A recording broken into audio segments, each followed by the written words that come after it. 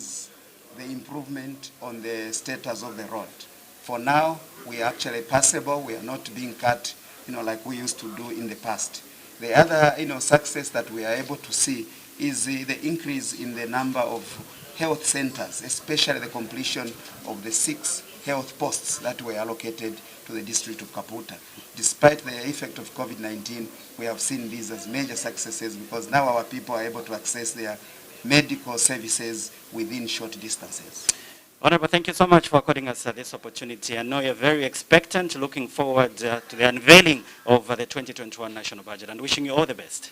I'm extremely excited for this interview, and thank you very much. We do have quite a number of members of parliament that are lined up just to get the feel of what they expect in the 2021 national budget, which is yet to be unveiled by the Minister of Finance, Dr. Walia Ngandu. Like we mentioned earlier on, we did interact with quite a number of people from various sectors across the country. And for now, we talked to an economist, and this is Dr. Muchemwa Sinkala, just to find out from him his expectation in the 2021 national budget. Take a look at this.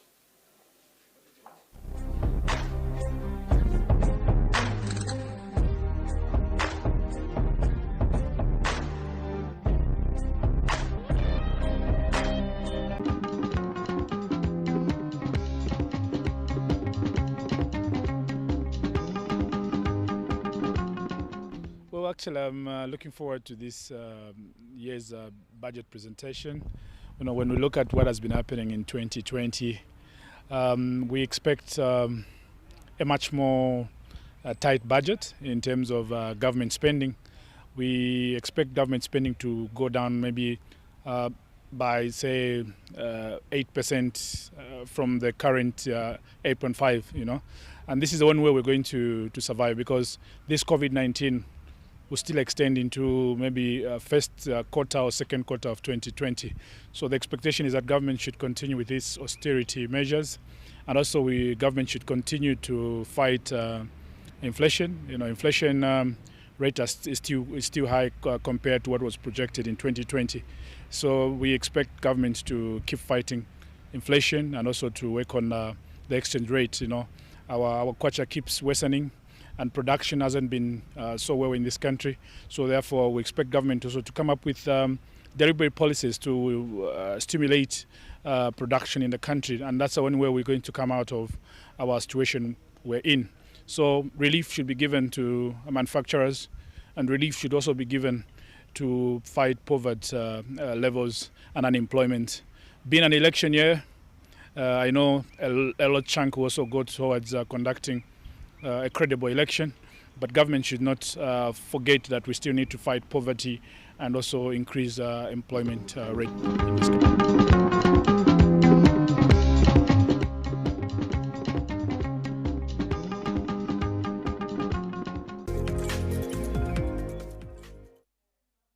It's a lovely afternoon. You are tuned into Parliament Television as we are building up to the presentation of the 2021 national budget.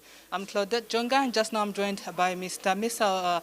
Fitzgerald Kateshi, who is a principal clerk at the budget office here at the National Assembly, just to help us understand what goes on during the budget process here at the National Assembly. Good afternoon, sir, and welcome to this interview.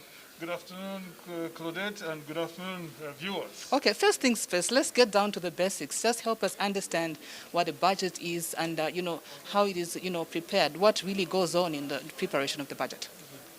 Thank you, Claudette. The budget is basically a financial plan of the state in which the government specifies its expenditures and revenues for a specific period, which is usually 1 year. And then being a national budget, there are certain expectations. 3 of them are major, of which 3 are major. One is on how the meager limited resources will be allocated to various competing needs. That's one. Secondly, there's the issue of redistribution of the national wealth. This is through programs like the Farmer Input Support Program. You've got social cash transfers, then you've got food security packs, then there's also issues of loans and scholarship for higher education. All that falls within the realm of redistribution of the national wealth. And then lastly is the issue of how the government intends to stabilize the economy, particularly in turbulence time like now when we have this COVID pandemic, which has caused domestic and also global economic challenges. So one might wonder, what's Parliament's role when it comes to the preparation of the national budget? Well, under the current legal framework, and I'm saying current legal framework, assuming that the new planning and budgeting legislation is not yet in effect, Parliament's role is quite limited in the preparation of the budget, but we're hoping that with the coming into effect of the planning and budgeting legislation, there will be more involvement. Parliament will become more visible in the sense that the National Ministry of National Planning will be mandated to bring table into Parliament the annual reviews of the national development plans, and then the Minister of Finance will be mandated to be bringing the green paper on the medium-term budget plan to Parliament for consideration. It's been tradition from way back to see the Minister of Finance present, the budget in Parliament, in the House. Why is it that so? Well, this is a presentation of the budget to Parliament for approval. One is a constitutional requirement. The Constitution specifies that the Minister of Finance shall prepare the annual budget estimates and bring them for approval to the National Assembly. So it's first, it's a constitutional requirement. And of course, legislative approval is part of the four major processes of the budget, four stages of the budget process. First is the preparation, then parliamentary approval, then execution, and then post-audit. Yes. So in a short while from now, we'll be seeing the Minister, of Finance walk down, the stairs out there in readiness for the presentation of the 2021 budget, and he'll be carrying a copper briefcase. What is the significance of this colorful briefcase? Yeah. Thank you, God. The briefcase.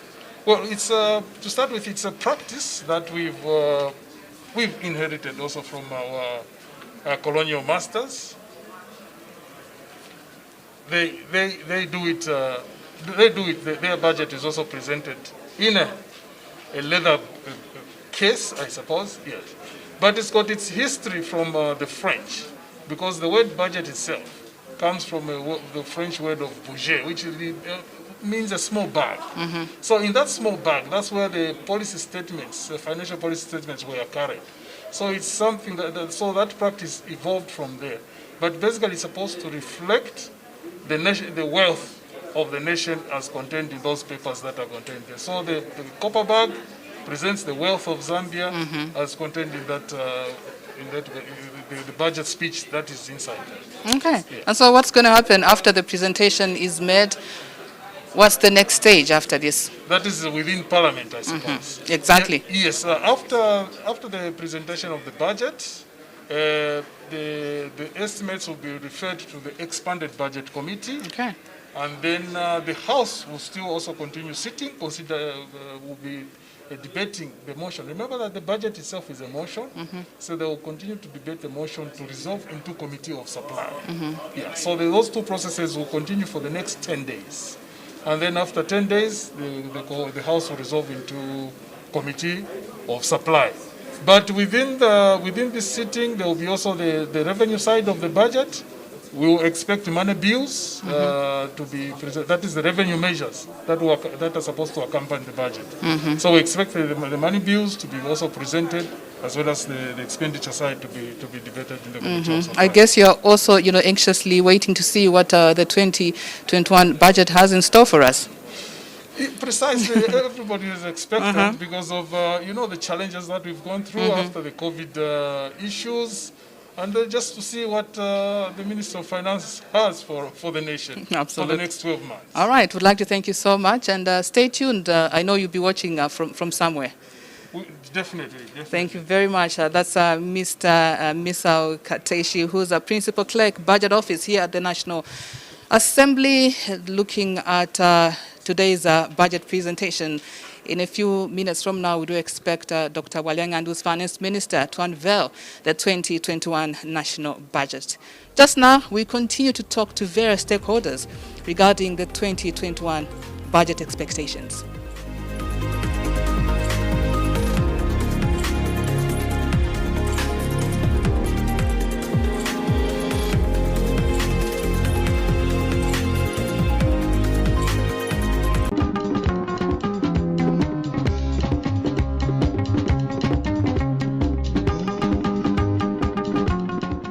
Actually, we have a feeling because of the recent pronouncements by government and some of the things that they've been focusing on to talk about.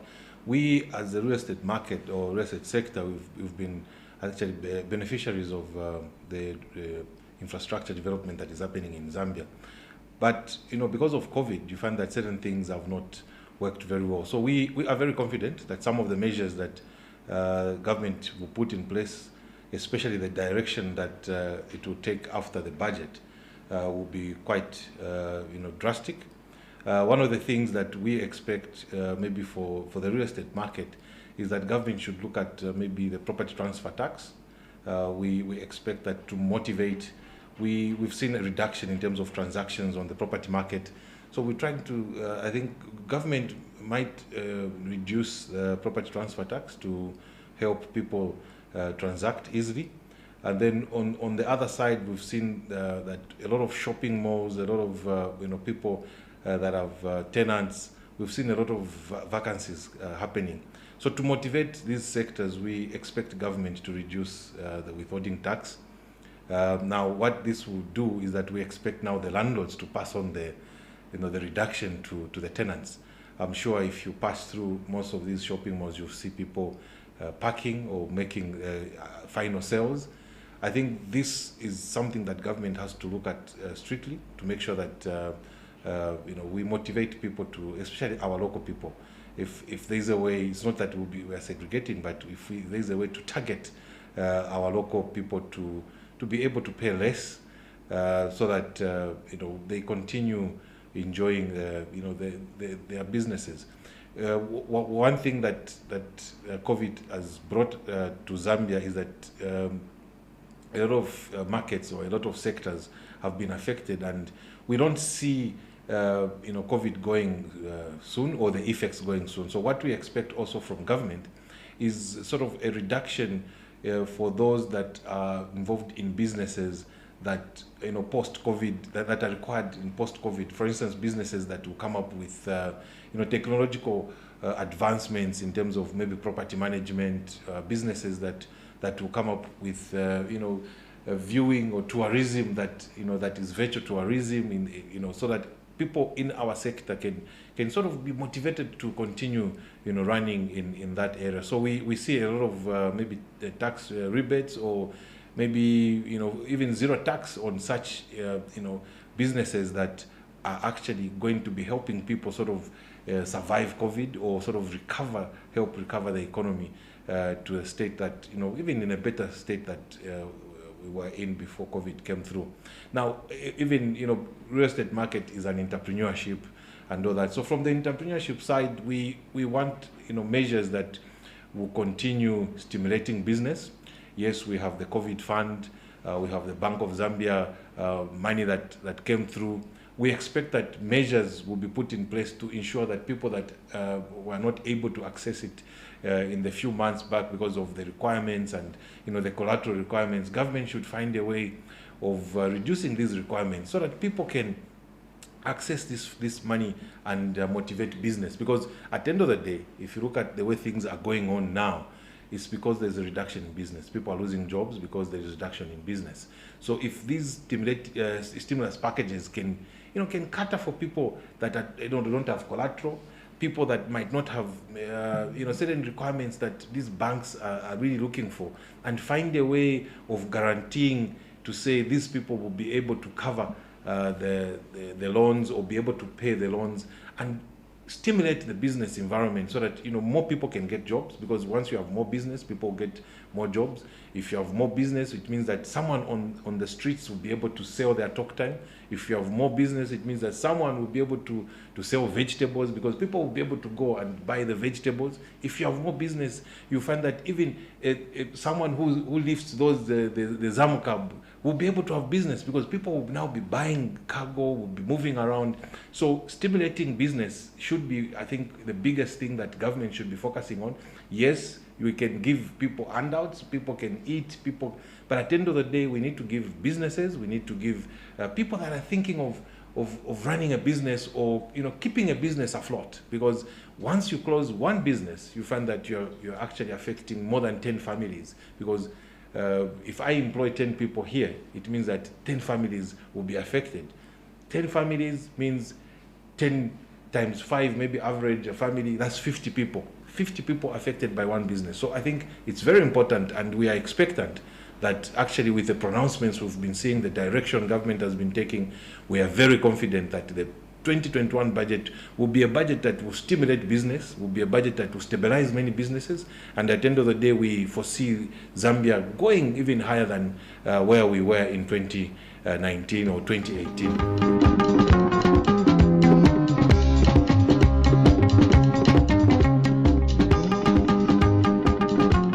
Thank you for joining us once again. We're coming to you live here at the National Assembly as we await the presentation of the 2021 National Budget by Finance Minister Dr. Walyang. And we're now joined by Dr. Stumbeko Musokotwane, you are Member of Parliament, also former Finance Minister. Good afternoon, sir. Welcome to this interview. Thank you. My pleasure. You were once Finance Minister. I'm sure you know exactly what this day means. Yes, I do understand. And I can feel for him, the kind of how he is to handle the expectations that's all over the country. So yes, I do feel for him. All right, so what are the expectations for the 2021 national budget?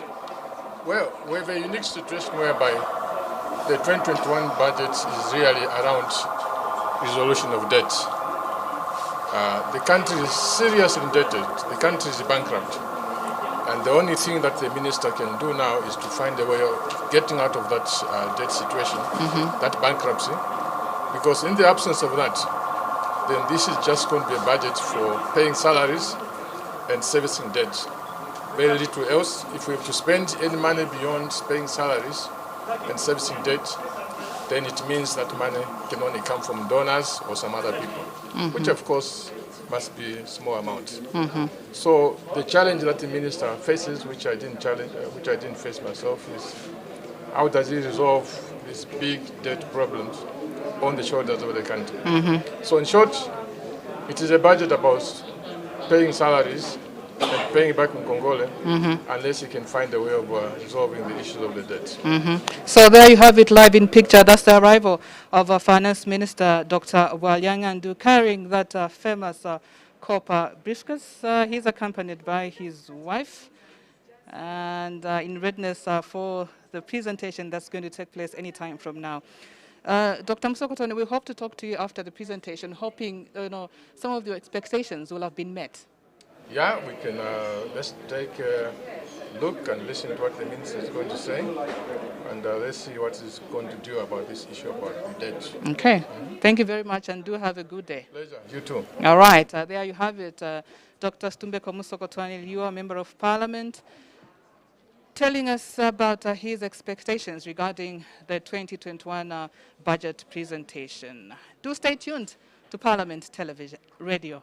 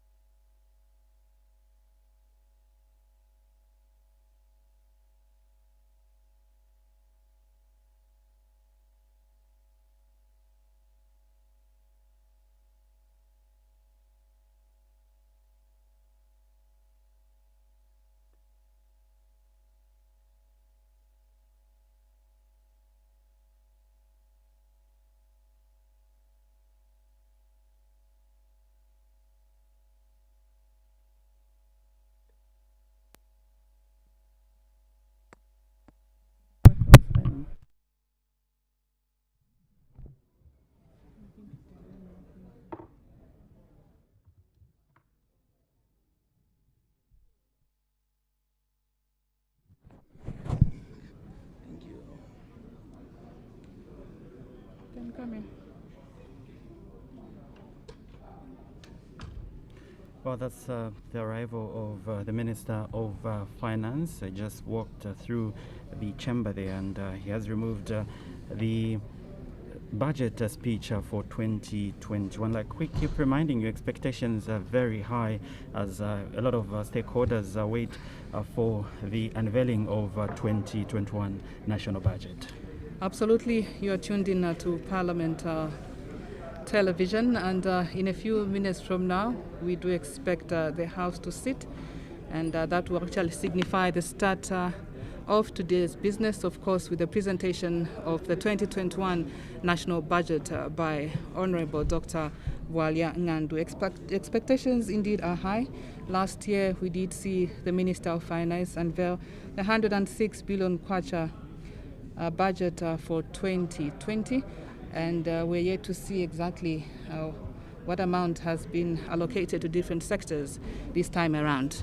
So in that 106 billion budget that was unveiled last year, we did see the general purposes services receiving 41.6%, defense received 6.2%, public order and safety received 3.8%, economic affairs receiving 20.6%, and under economic affairs there was energy, power infrastructure, roads infrastructure, government contribution, international airports, farmer input support program, strategic food reserve, rural electrification fund as well, and environmental protection, housing and community amenities received 3.3%, and health received 8.8%. Recreation, culture and religion, education, that's recreation, culture and religion received 0.4%, and education sector received 12.4%, and this includes infrastructure projects,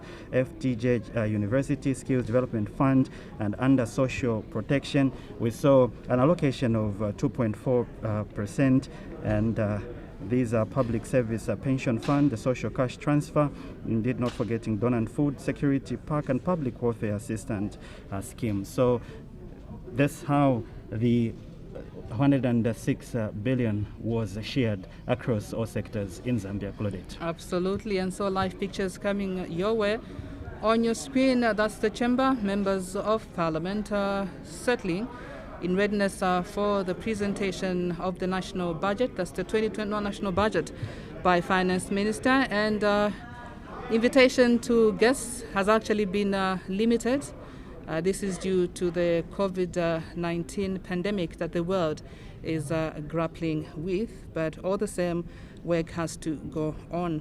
And so we did see in last year's budget presentation, the Minister of Finance allocating 1.2 billion kwacha for the Local Government Equalization Fund, and 249.6 million kwacha was allocated to the Constituency Development Fund for the implementation of projects identified by local communities to address their immediate developmental needs.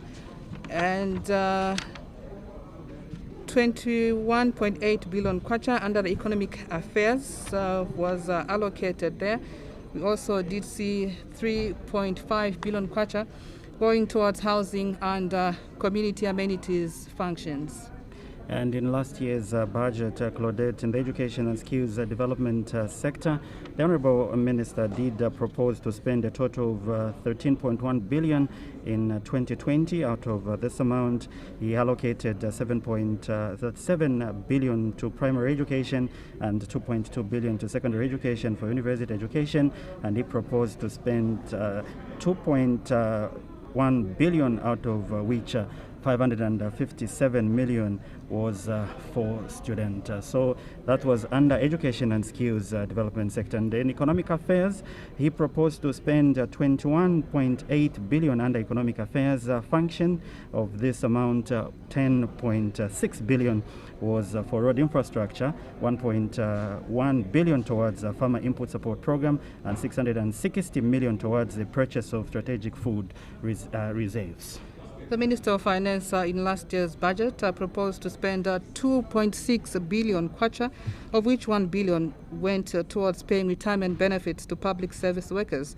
to reduce the waiting time between retirement and receipt of benefits, and 1 billion kwacha on the social cash transfer program, of which 347.9 million kwacha was a commitment from cooperating partners, and he also allocated 122.2 million kwacha for the Food Security Park and Public Welfare Assistance Scheme. In case you've just tuned in, we're coming to you live here at the National Assembly as we await for Finance Minister Dr. Walyangandu to present the 2021 National Budget in a few minutes from now. Expectations are very high from various stakeholders, and we should also make mention, Claudette, that last year's theme for the 2020 national budget was focusing national priorities towards stimulating the domestic economy. And under data management policy, the Honourable Minister of Finance did indicate that in 2020 monetary policy was to focus on bringing inflation back to the target range of 6.8% in the medium term. In this regard, the Bank of Zambia continued to strengthen the forward-looking monetary policy framework, echoed on the policy rate as key signal of the monetary policy stance. And under arrears dismantling strategy, the Minister of Finance did say that the challenge of domestic arrears, government was to implement the following measures: increase the allocation of funds to reduce the stock of domestic arrears, use of debt swaps to liquidate part of the outstanding arrears, and enhance a commitment control system to curb accumulation of debt. And last year's budget was anchored on 5 pillars, them being the global and domestic economic developments. And the minister did say that the world economy is expected to record a reduction in growth in 2019, with real output growth estimated at 3.2% compared to 3.6% in 2018.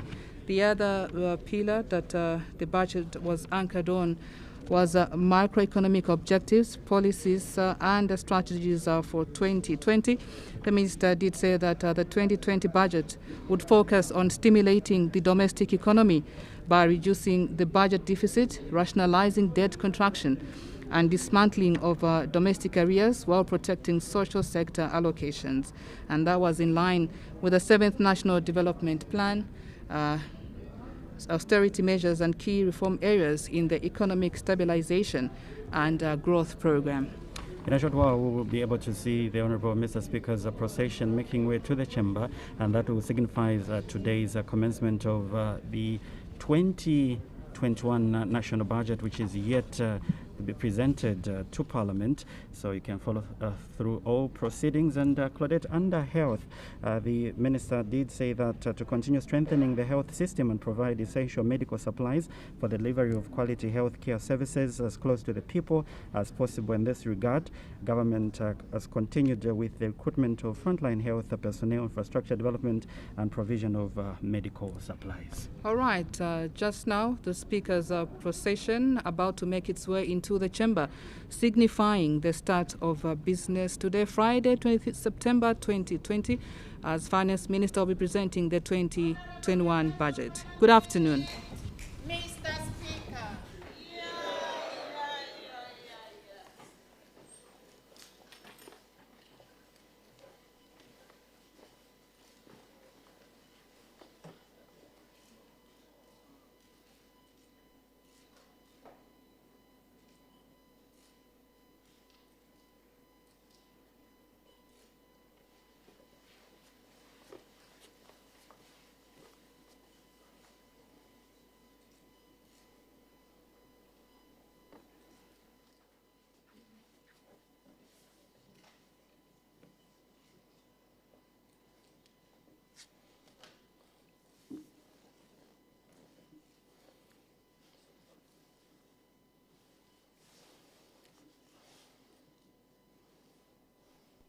Tendency of Zambia, proud and free, land of wealth and joy in unity, victors in the struggle for the right.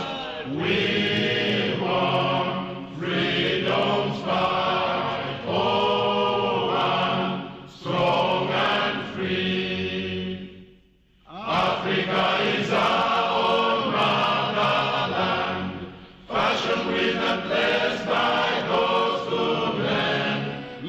are so happy for join us one, brothers under the sun, oh one, strong and free.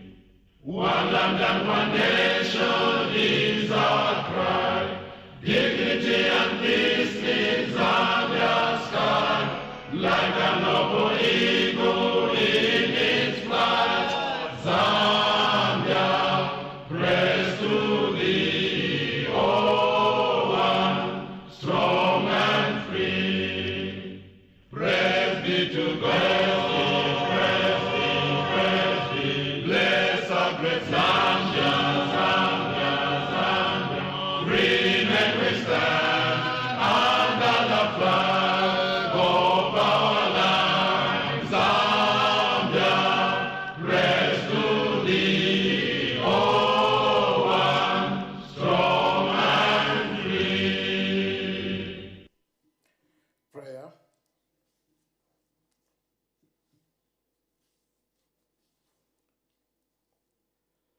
Almighty God, who in your infinite wisdom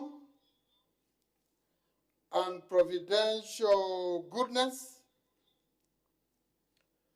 has appointed officers of leaders and parliaments for the welfare of society and the just government of the people, we beseech you to consider with your abundant favor us, your servants, whom you have been pleased to call to the performance of such important responsibilities in this land.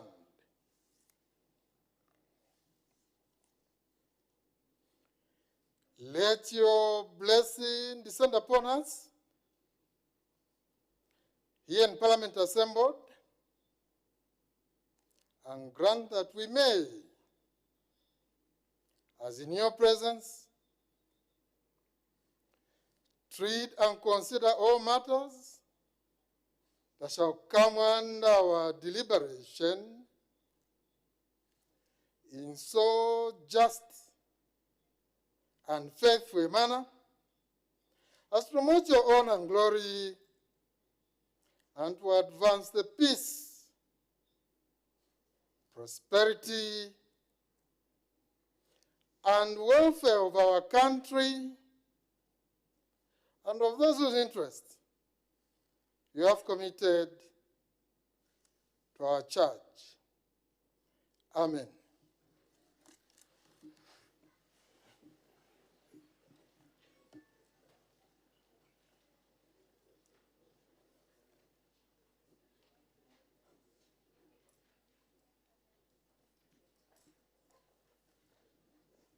May Her Honor the Vice President indicate business of the House for next week.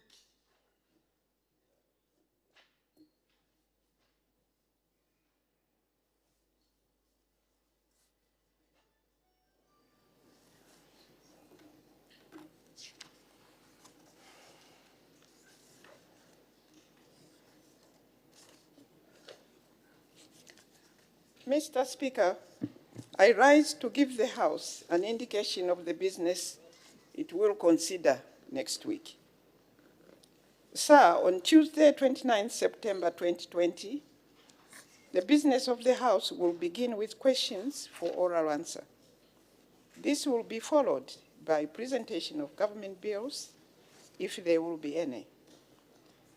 Thereafter, the House will commence the debate on the motion of supply on the 2021 national budget, which will be moved by the Honorable Minister of Finance this afternoon.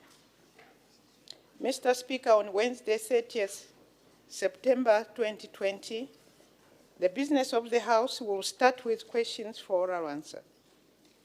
This will be followed by presentation of government bills, if there will be any. Thereafter, The House will consider private members' motions, if there will be any. The House will then continue with the debate on the motion of supply on the 2021 national budget.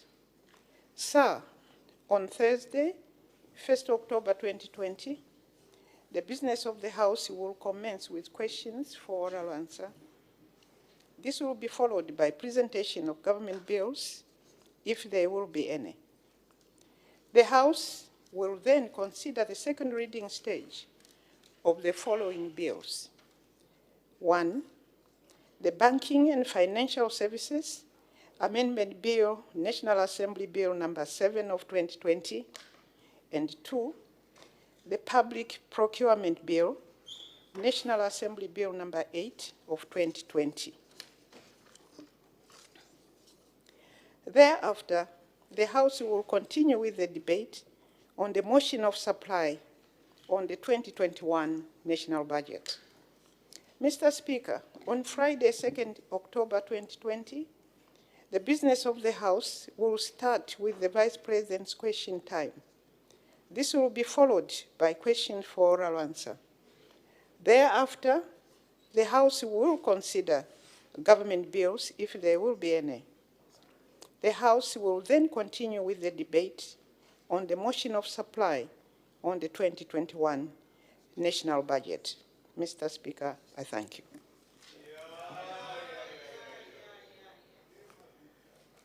Notice of motion. The Honorable Minister of Finance.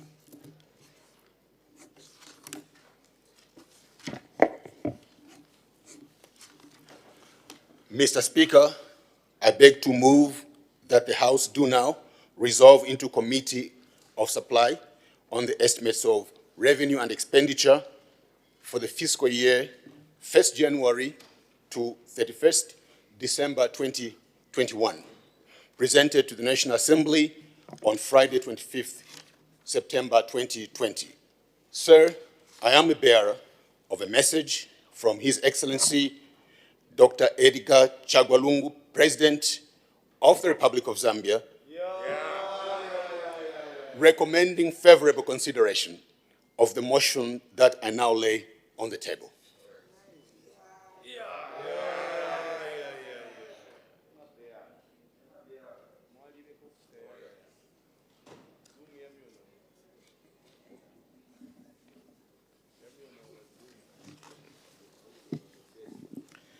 The question is that the House do now resolve into Committee of Supply on the estimates of revenue and expenditure for the year 1st January 2021 to 31st December 2021, presented to the National Assembly in September 2020. Any debate? The Honorable Minister of Finance.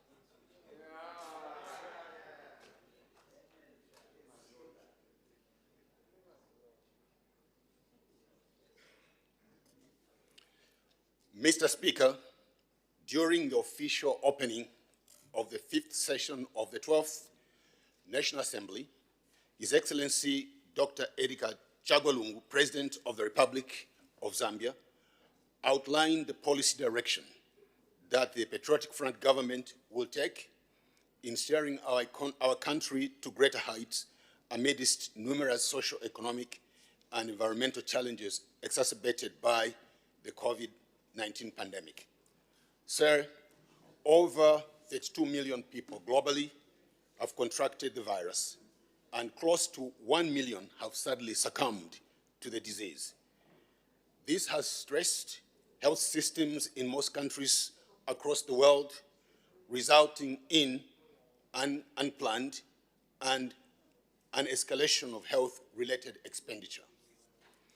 Mr. Speaker, Zambia has not been spared from the pandemic. To date, more than 14,000 people have contracted the virus and over 300 deaths have been recorded. Sir, the COVID-19 pandemic has not only been a health crisis, but has also adversely impacted the economy. Global business activity has contracted as supply and value chain disruptions dampened demand for goods in general and commodities in particular. The consequence has been loss of jobs and livelihoods for millions of people as countries implemented containment and mitigating measures. Domestically, economic activity has also contracted, impacting negatively on the cost of living and employment levels. In addition, revenue collections have been lower than projected, resulting in expenditure realignments. Mr. Speaker, to mitigate the negative effects of the pandemic, the Patriotic Front government has instituted specific health, fiscal, and monetary policy measures. These measures are expected to contain the spread of the virus and place the economy on the road to recovery. To this end, government has developed a medium-term economic recovery program as a successor to the Economic Stabilization and Growth Program, which ended in 2019. The Economic Recovery Program provides incentives to reinvigorate growth and build resilience while safeguarding livelihoods and protecting the vulnerable. It also contains measures to restore debt sustainability. Sir, as stressed by His Excellency, Dr. Edgar Chagwa, President of the Republic of Zambia, the success of the Economic Recovery Program will require a mindset change, innovation, entrepreneurship, dedication, endurance, and resilience of our people in the face of the current challenges. Mr. Speaker, above all, we require to entrench national values and principles that include hard work, good governance, integrity, patriotism, and national unity as enshrined in our Constitution. These values are fundamental in helping us as a nation to navigate through economic headwinds.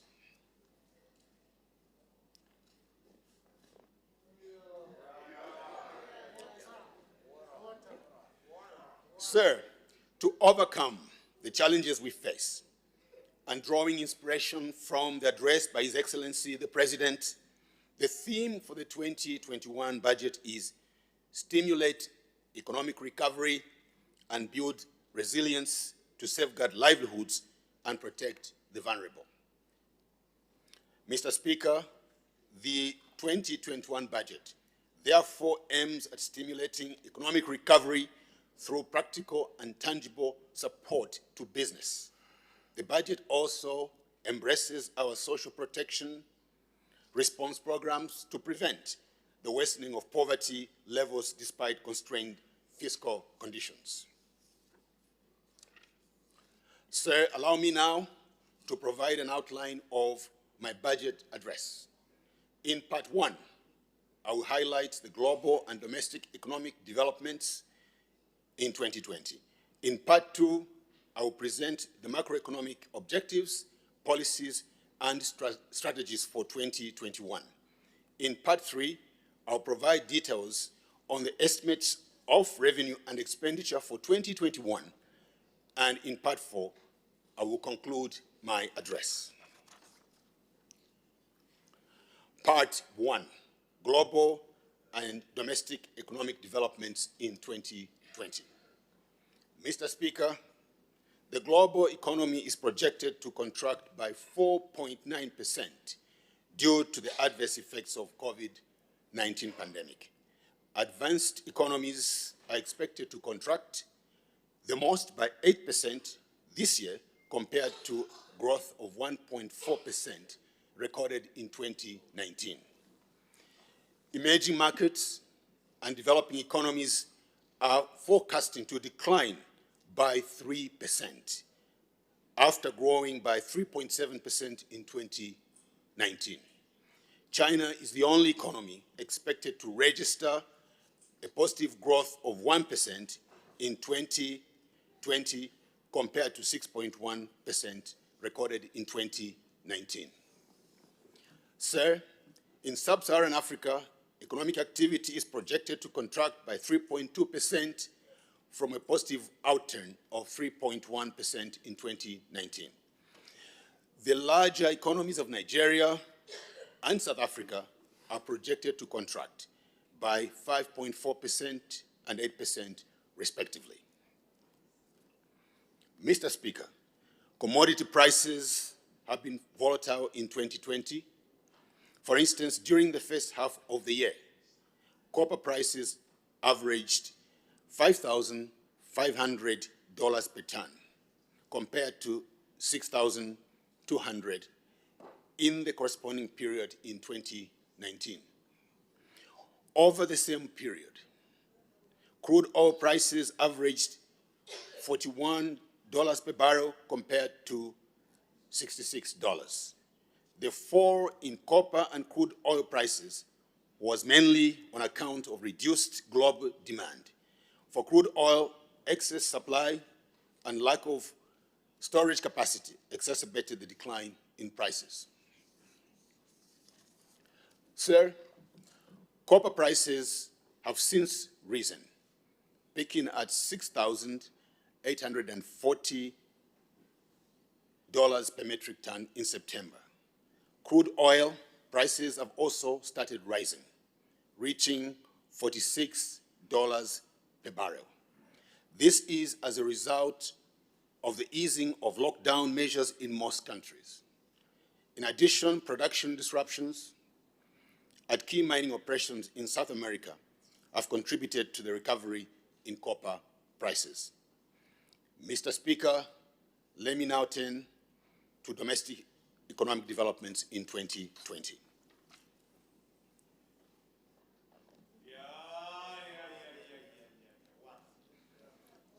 Mr. Speaker, real GDP growth is projected at negative 4.2% in 2020.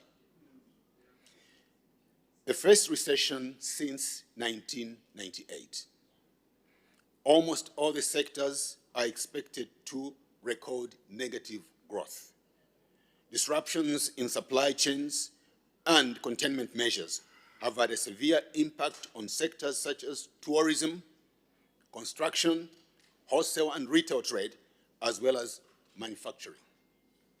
In addition to the effects of the COVID-19 pandemic, electricity rationing has contributed to the contraction of overall economic activity. Sir, despite the negative growth in most sectors, the agricultural as well as information and communication technology sectors are projected to register positive growth. Favorable weather conditions and early distribution of farming inputs in the 2019-2020 agricultural season boosted crop production.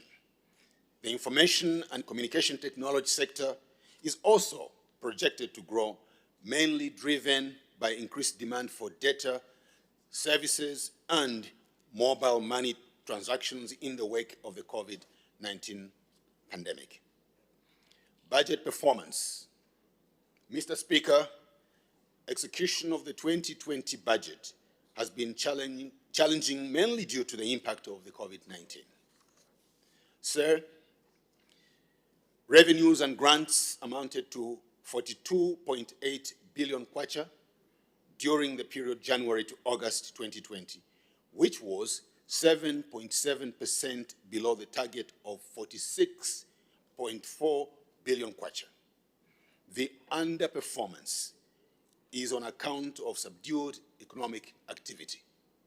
Revenues and grants are now projected at 65.9 billion kwacha by the close of 2020, which is 12% below the target of 75 billion kwacha.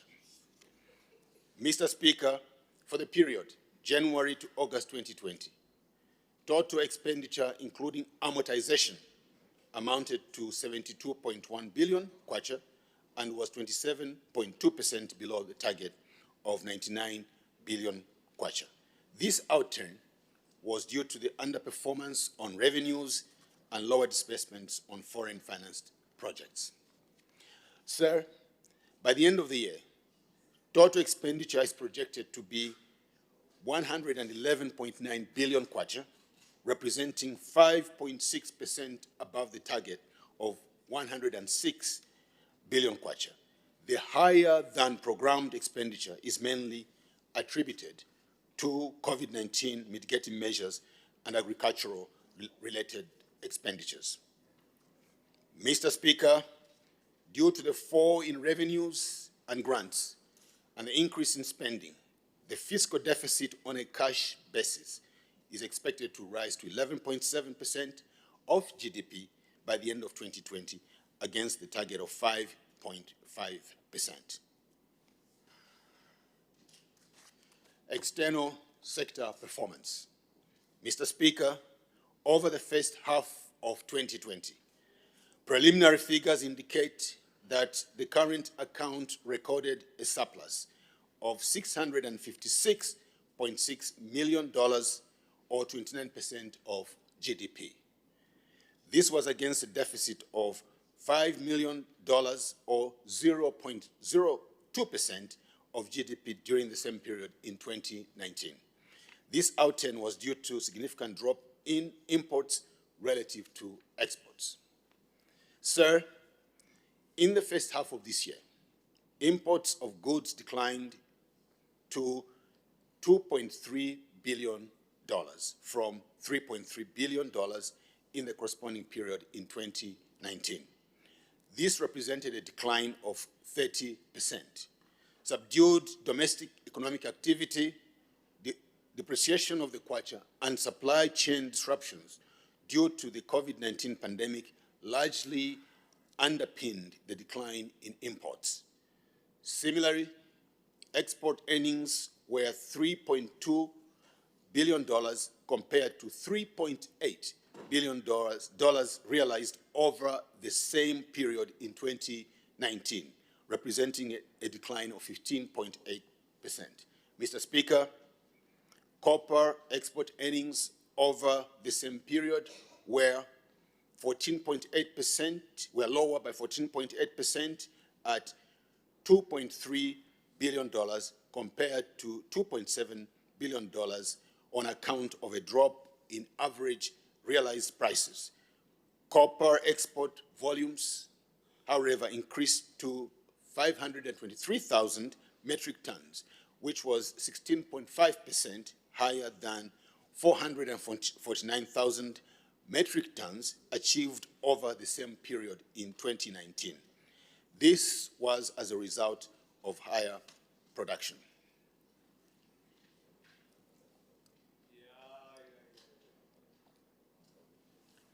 Sir, in the first half of 2020, non-traditional export earnings declined by 17.9% to $762.4 million from $929.5 million in the first half of 2019. This was largely due to reduced demand and trade disruptions. Mr. Speaker, as at end July 2020, gross international reserves declined to $1.38 billion from $1.45 billion as end December 2019. This level of reserves represents 2.3 months of import cover. The decline in reserves was largely on account of external debt service payments. However, mining tax receipts amounting to $203.5 million and net direct purchases of foreign exchange from the market by the Bank of Zambia of $126.6 million moderated the decline in reserves.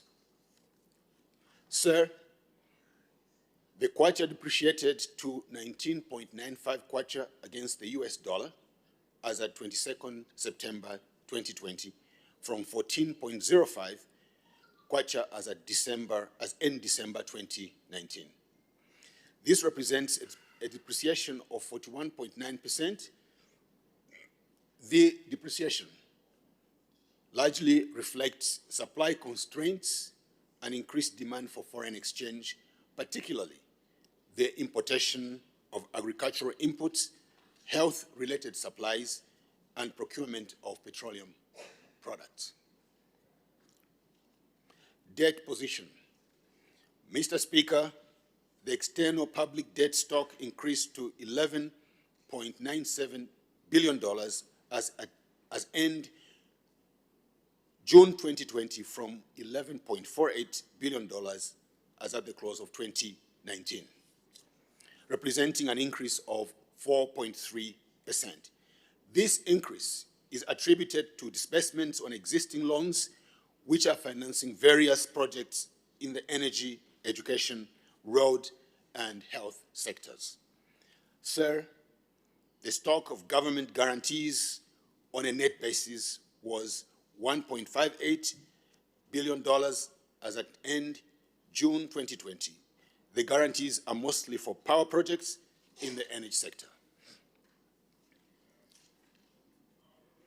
Mr. Speaker, the stock of government securities increased to 114.3 billion kwacha as at end August 2020 from 80.2 billion kwacha as at end December 2019. And this includes the COVID-19 bond. The increase of 42.5% was on account of the need to finance key expenditure areas such as farmer import support program.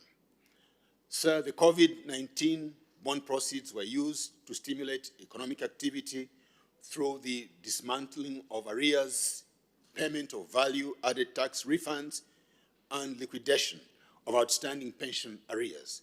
In addition, National Savings and Credit Bank has been recapitalized to facilitate the provision of financing to small and medium enterprises.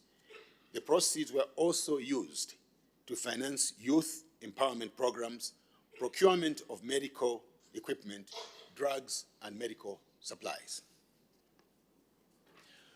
Monetary and financial performance. Mr. Speaker, over the first 8 months of 2020, inflation exceeded the medium-term target range of 6 to 8%, averaging 15%. Inflation rose to 15.5% in August from 11.7% in December 2019. This was mainly driven by the upward adjustment in energy prices, higher food prices, and the pass-through from depreciation of the kwacha. Sir, the commercial bank's average lending rate declined to 25.8% in August 2020 from 28% in December 2019. This was primarily driven by the reduction in the monetary policy rate to 8% from 11.5% and improvement in the liquidity levels in the market. Mr. Speaker, credit to the private sector grew by 10.4% to 38.4 billion kwacha in June 2020, compared to a growth of 17.2% in December 2019. Credit to government grew by 46.9% year-on-year in June compared to 17.2% in December 2019. Sir, the overall performance and condition of the banking sector was rated as satisfactory as at July 2020. This was largely explained by the sector's capital adequacy position, earnings performance, and improvement in liquidity. However, profitability declined due to higher provisionings for non-performing loans. The ratio of non-performing loans to total loans rose to 12.6% in July 2020 from 8.9% in December 2019. Exceeding the prudential threshold of 10%, the increase in non-performing loans was attributed to the slowdown in economic activity, which negatively impacted borrowers' capacity to meet their loan servicing obligations. Mr. Speaker, as at end July 2020, the overall performance of the non-bank financial institution sector was rated as fair. This largely reflects satisfactory capital adequacy, earnings performance, liquidity positions, and foreign exchange exposure, but unsatisfactory asset quality. The ratio of non-performing loans to total loans remained above the prudential maximum benchmark of 10% at 24.9%. To encourage the use of digital financial services, the Bank of Zambia, in consultation with the industry, waived charges for electronic money transfer of up to 150 kwacha in April 2020. Transactions and balance limits for individuals and enterprises were also revised upwards. In addition, the processing fees under the real-time gross settlement system were reduced, leading to a significant increase in the use of digital financial services. Part 2, Macroeconomic Objectives, Policies, and Strategies for 2021. Mr. Speaker, the COVID-19 pandemic has stifled economic growth worldwide, including ours. The focus in the medium term will be on containing the spread of the virus, mitigating the effects of the pandemic, and restoring macroeconomic stability as well as growth. In addition, priority will be to move towards attaining fiscal fitness and restoring debt sustainability, dismantling domestic arrears, and safeguarding social protection spending. This budget, therefore, sets a foundation for the achievement of these objectives in line with our economic recovery program.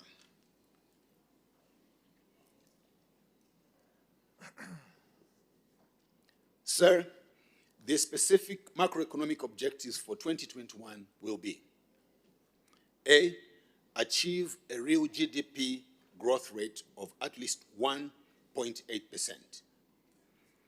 B, reduce inflation rate towards the 6 to 8% medium-term target. C, increase gross international reserves to at least 2.5 months of import cover. D, reduce the fiscal deficit to 9.3% of GDP. And E, achieve domestic revenue collections of not less than 18% of GDP. Mr. Speaker, I will now review the performance of various sectors under the pillars of the 7th National Development Plan and present the key 2021 macroeconomic policy interventions. Pillar 1, economic diversification and job creation. Mr. Speaker, economic diversification and job creation is a key pillar in supporting our economic recovery. In this regard, agriculture, mining, tourism, industrialization are expected to drive growth, while energy and infrastructure development will be the key enablers. Agriculture, fisheries, and livestock. Mr. Speaker, the agricultural sector performed very well in 2019-2020 farming season. In most crops, the country recorded an increase in production. For instance, maize production recorded a 69% increase to 3.4 million metric tons from 2 million in 2018-2019 farming season. This was on account of early distribution of farming inputs and favorable weather conditions. Sir, notwithstanding the increase in output, productivity among small-scale farmers remains low. Government will, therefore, strengthen extension services and is committed to see to it that all farm import support program beneficiaries adopt climate-smart agriculture technologies and practices. Mr. Speaker, government will migrate all beneficiaries under the Farm Import Support Program to the cost-reflective e-voucher system. In this regard, the proportion of beneficiaries on the e-voucher system will be increased to 100% over the medium term. Sir, to promote the livestock subsector, government will continue with the livestock stocking and restocking program, out of which at least 30% of the beneficiaries are youth. In the first half of 2020, a total of 3,100 households benefited from the program. With regard to animal health, a total of 283,000 animals have been vaccinated out of the 2020 target of 290,000 under the livestock vaccination program. Mr. Speaker, government is implementing the Zambia Aquaculture Enterprise Development Project aimed at stimulating a viable agriculture subsector. In 2020, the project, through the Citizens Economic Empowerment Commission, has disbursed loans worth 6.3 million kwacha to 637 aquaculture entrepreneurs. These loans are targeted at empowering youths and women. Sir, in part 3 of my address, I will outline specific measures to attract more investment in the agricultural sector. Tourism. Mr. Speaker, the tourism sector is the hardest hit by the COVID-19 pandemic, with virtually no international tourist arrivals since March 2020 due to travel restrictions and subdued domestic tourist activity. To revive the sector, government has implemented relief measures such as time to pay agreement covering income tax and value-added tax. I will later announce additional relief measures that government will implement to revive the sector. Sir, I'm pleased to note that the domestic tourism has started to rise. I wish to encourage all citizens to continue supporting the tourism industry while observing the COVID-19 health guidelines. Mining. Mr. Speaker, government will continue to diversify the mining sector from copper to other minerals, particularly gold. In this regard, the Zambia Gold Company Limited has been established to spearhead gold mining and trading activities in the country. Further, government will continue to enhance the regulatory framework in order to optimize returns from our mineral wealth. Sir, government is actively working towards finding a strategic partner to improve operations and production at Konkola copper mines. The investor will be expected to make firm commitments to develop the mine and support domestic supply chains. With regard to Mopani copper mines, government has been offered to acquire additional shares in the mine through ZCCM IH. Further, government is in the process of negotiating with Glencore on the terms of purchase of the shares. To this end, the nation will be updated on the progress made in due course. Energy. Mr. Speaker, in the energy sector, electricity generation has been constrained by the adverse effects of climate change over the last few years. To mitigate this, government has been investing in additional electricity generation capacity, including solar energy. So far, the Musonda Falls hydropower station has been upgraded to 10 megawatts from 5 megawatts and has been commissioned. Sir, the construction of Kafue Gorge lower power station is almost complete and will add 750 megawatts to the national grid. It is expected that 300 megawatts will come on board by the end of this year. This should significantly reduce load shedding. Information and communication technology.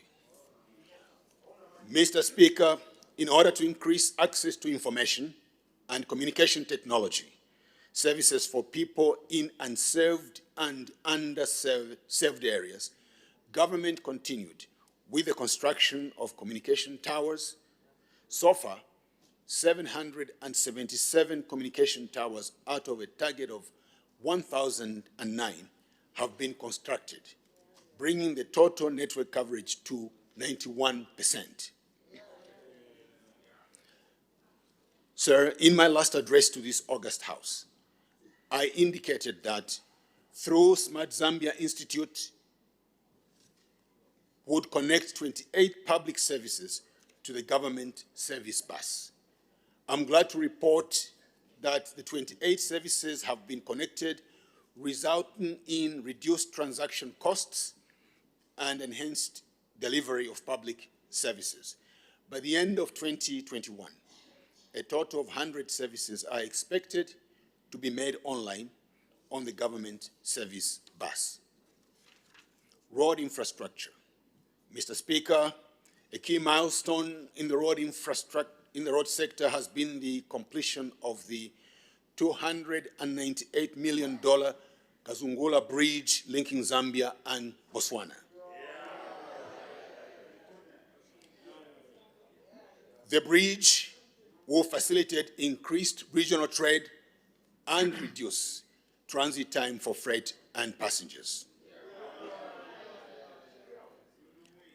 Sir, the performance of the National Road Tolling Program has been satisfactory.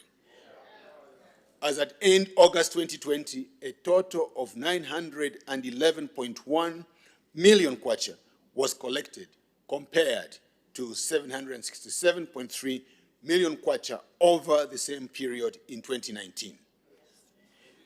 The increase was due to the coming on board of additional toll plazas. Air transport. Mr. Speaker, air transport has been adversely affected by the COVID-19 pandemic. In the first half of the year, domestic and international passenger movements at the 4 major airports declined by more than 500,000. This was on account of the suspension of international flights by all airlines except one. Following the easing of lockdown measures, it is gratifying to note that some international airlines have since resumed flights to Zambia. Sir, with regard to air transport infrastructure, the upgrading of Kenneth Kaunda International Airport is at 90% completion, while the construction of the Copperbelt International Airport, renamed Simon Mwansaka Pwepwe International, is at 76%. The delay in the completion of Kenneth Kaunda International Airport was exacerbated by the impact of the COVID-19. Both airports are now scheduled to open in 2021.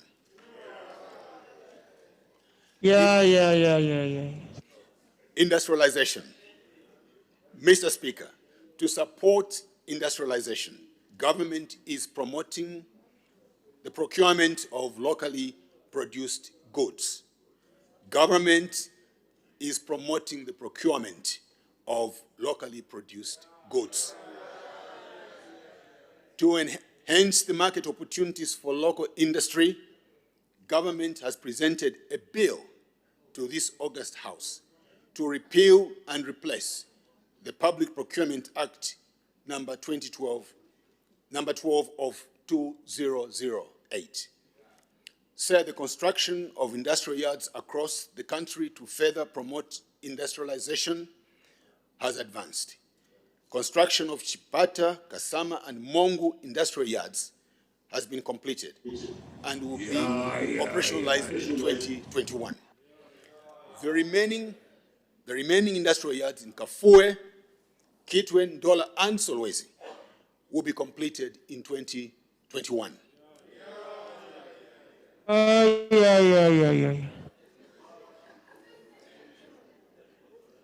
When operational,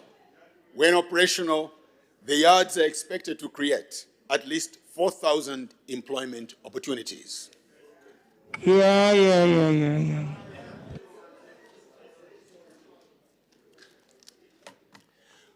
Mr. Speaker, to promote linkages between agriculture and manufacturing, the Industrial Development Corporation will establish a tomato and fruit processing plant in 2021. I urge our farmers to take advantage of this development. Sir, with regard to youth empowerment, government launched the Youth Empowerment Fund with an allocation of 470 million kwacha. This demonstrates the commitment of the Patriotic Front government to creating an environment in which the youth can participate and benefit from the economic development agenda. In 2021, government will continue with various youth empowerment programs. Mr. Speaker, to support the growth of small, medium-scale enterprises, government will provide financing through a facility at the National Savings and Credit Bank and will continue to dismantle arrears to local contractors and suppliers. Sir, with the coming into force of the Africa Continental Free Trade Area Agreement in 2021, Zambia will reposition herself to take advantage of expanded market to the rest of Africa. Let me urge the private sector to harness the opportunity of the agreement to grow their business and access the market.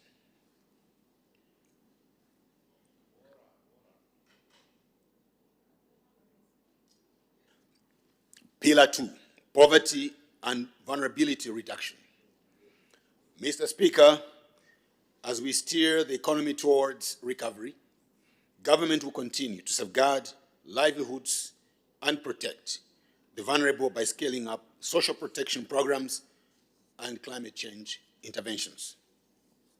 Social protection programs. Sir, in 2020, the country experienced the unfortunate confluence of floods and the COVID-19 pandemic, which required an emergency response over and above the traditional social protection programs.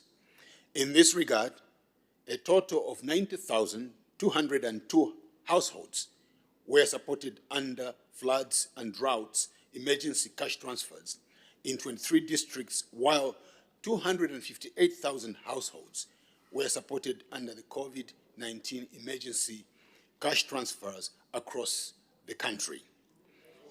Mr. Speaker, the number of beneficiaries under the traditional social cash transfer program will be increased to 994,000 households in 2021 from the current 700,000 households. Further, the amount per household will be increased to 110 kwacha from the current 90 kwacha per month.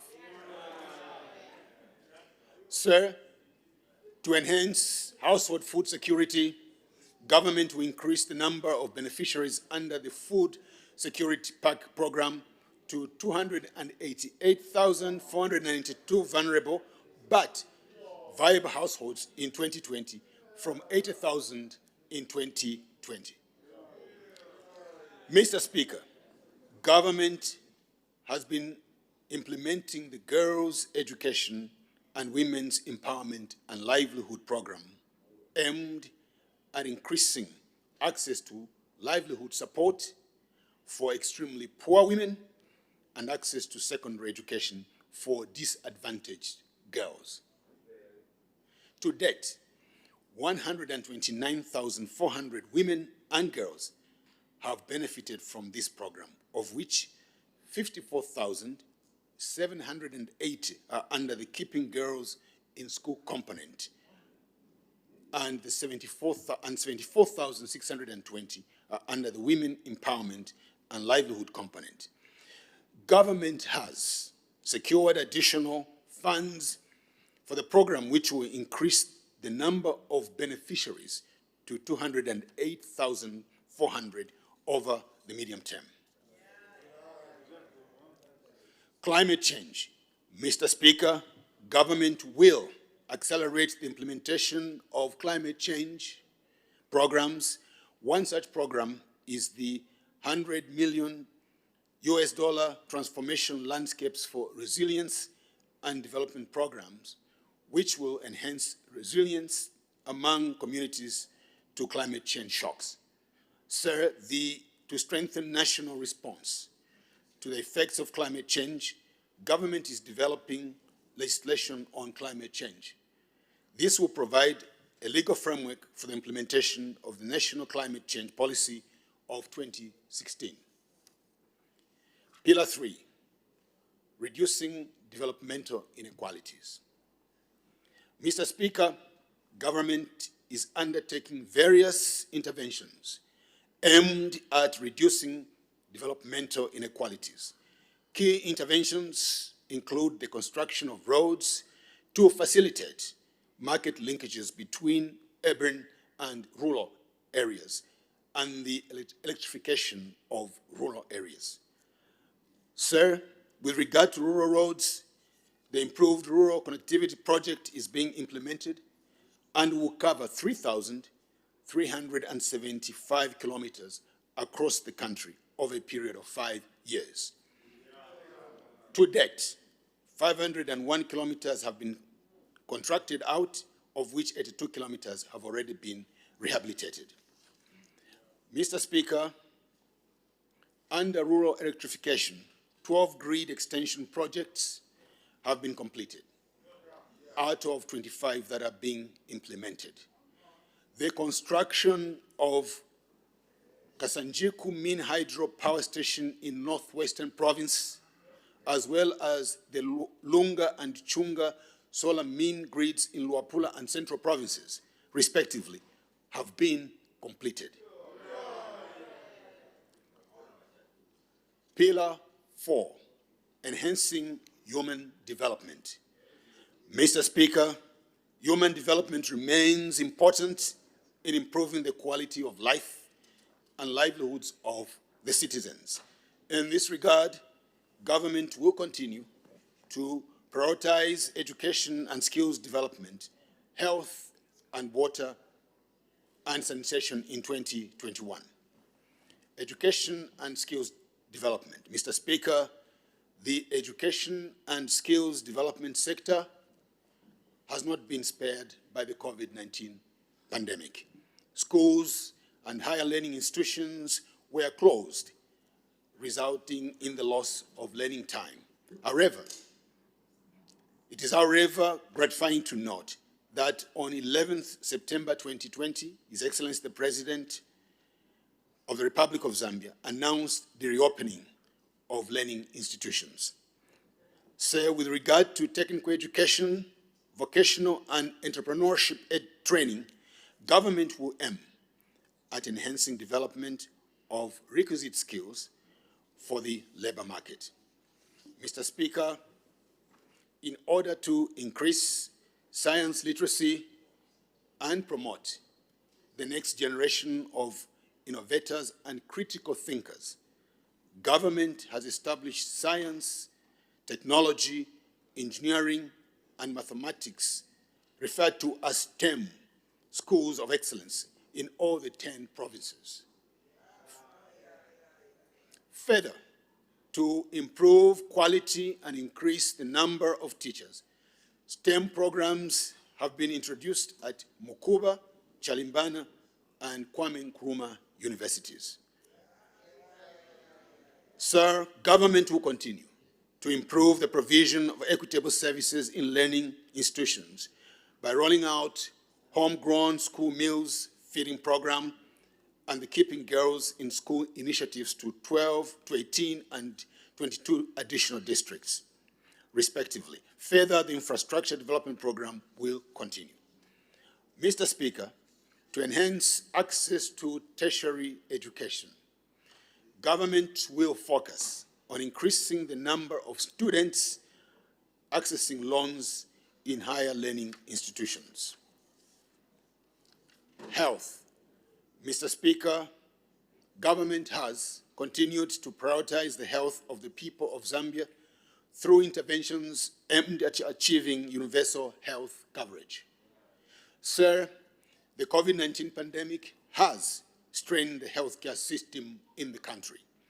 To address the situation, government had to realign the 2020 budget to provide more resources to the health sector so as to strengthen the healthcare system and make it more resilient. To this end, 2,232 health workers were recruited and redeployed. Mr. Speaker, allow me to commend our cooperating partners and the private sector who came on board to complement government efforts in combating the pandemic whilst maintaining support to other essential areas of healthcare. Sir, in order to reduce the prevalence of and impact of communicable and non-communicable diseases, government continued to invest in health promotion programs and made available critical health system inputs. Mr. Speaker, to increase access to quality health care, 439 health posts out of 650 have been completed and are operational. Further, 24 mini hospitals out of 108 have been completed. To strengthen the referral health system, Chinsali and Kalindawalo General Hospitals, as well as the upgraded Levi Mwanawasa University Teaching Hospital, have been operationalized. Sir, other notable projects under construction include the Lusaka Specialist Hospital, surgical wards at the University Teaching Hospital, Bangweulu General Hospital, and the expansion and modernization of Maina Soko Military Hospital. Mr. Speaker, in order to have sustainable financing to the health sector and ultimately achieve universal health coverage, the National Health Insurance Scheme has been operationalized. So far, 540,000 beneficiaries have been registered on the scheme, and 126 health facilities have been accredited. Let me urge all citizens, stakeholders, and health providers to take advantage of this scheme. Water supply and sanitation. Mr. Speaker, to improve coverage, quality, and efficiency of water supply and sanitation services, government is implementing the National Urban and Rural Water Supply and Sanitation Program. Major projects under these programs include the Kafue, Nakonde, Chinsali, and Chongwe water supply projects, as well as the Lusaka water supply sanitation and drainage project. These projects are all above 90% completion and will benefit an additional 90,000 residents once completed. Sir, other water supply and sanitation projects are being implemented in Kafulafuta, Serenje, Mufumbwe. The Kaflafuta Water Supply System project will be completed in 2021 and will supply water to more than 1 million people in Ndola, Luansha, Masaiti, and Mpongwe. Mr. Speaker, with regard to the rural water and sanitation program, six piped water schemes in central, southern, Luapula, and western provinces have been completed, benefiting more than 155,000 people. In addition, 432 boreholes have been drilled and 107 rehabilitated. Government will, in 2021, continue with this program. Pillar 5, creating a conducive governance environment for a diversified and inclusive economy. Mr. Speaker, achieving economic recovery and building resilience to safeguard livelihoods and protect the vulnerable, especially in the wake of the COVID-19 pandemic, requires us to undertake policy, regulatory, and structural reforms. Government will therefore undertake reforms in the areas of domestic resource mobilization, debt management, and public procurement, among others. Domestic resource mobilization. Mr. Speaker, government will continue to implement measures aimed at enhancing the domestic resource envelope. To this end, the following measures will be undertaken in the medium term. A, modernizing tax administration by providing innovative technological solutions such as tax on phone, tax on app, and WhatsApp payment to reduce the cost of compliance. B, improve tax compliance through enforcement of mechanisms for identifying tax evaders, stiffen the reprimand for tax offenders, and strengthen the penalty regime to deterrent levels. C, improve compliance levels of taxpayers in identified risk areas by developing centralized data analysis and segmentation. D, appoint local authorities as tax agents to collect turnover tax, base tax, and withholding tax on a commission basis in their areas of jurisdiction. E, enforce the mandatory use of electronic fiscal devices from accredited suppliers following the issuance of statutory instrument number 33 of 2020. And F, digitize more public services to run on the government service bus and the payment gateway to provide efficiency, accountability, and monitoring of revenues.